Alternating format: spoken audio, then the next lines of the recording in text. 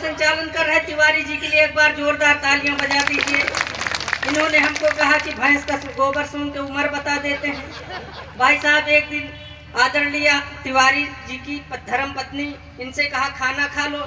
इन्होंने कहा लाओ खाना, उन्होंने दिया। इन्होंने खाने के बाद कहा कैसा खाना बनाया है, बिल्कुल गोबर जैसा है। तिवारी जी की पत्नी ने कहा हे भगवान, इस आदमी ने पता नहीं क्या क्या चख रखा है। बहुत अच्छा संचालन कर रहे हैं। संदीप जी, बड़ी खुशी की बात है, मैं मालूम हुआ अभी मंच पर भाई चिंतामणि मिश्रा जी जो वरिष्ठ पत्रकार हैं कहीं गए नहीं है।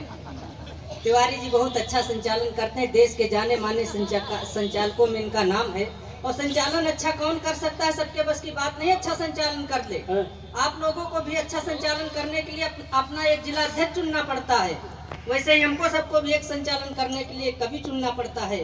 संचालन अच्छा वही कर सकता है जिसके अंदर कुछ विशेष खूबियां हों। तिवारी जी के अंदर क्या विशेष खूबी है, मैं 4 पंक्तियों के माध्यम से पढ़कर अपना आगे का काम शुरू करता हूँ।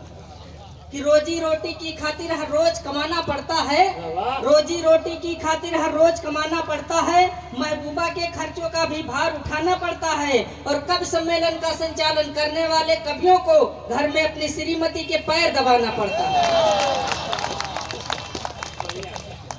अब भाई साहब, मैं बिल्कुल रंग में आ गया हूँ। थोड़ी देर आपके बीच में रहूंगा। कवियों की श्रृंखला ज्यादा है, मुझे 10 से 15 मिनट का काम पाठ करना, उसके बाद बैठ जाना। ठीक वैसे ही बैठेंगे जैसे बरसात में सरकारी विद्यालय की छत बैठ जाए जी। हमारे देश में जब लॉकडाउन लगा तब हम भारतीयों की विशेषता सामने निकल कर आई। वो विशेषता क्या थी, मैं पढ़कर सुनाता हूँ। लॉकडाउन का समय याद करिएगा और भारतीयों की विशेषता। कि मारने को हमको दिखाते जो मशीन गन, उन्हें मारने को हम चाकू ढूंढ रहे हैं।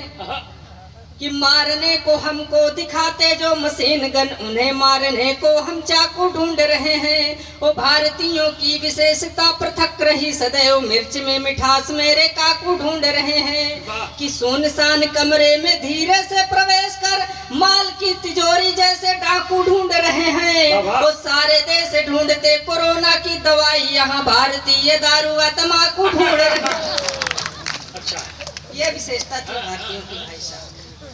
बिल्कुल। अब मेरा मन करता है, मेरे देश के हालात कैसे हैं, बिल्कुल सुनिएगा सर, आनंद के साथ सुनिएगा।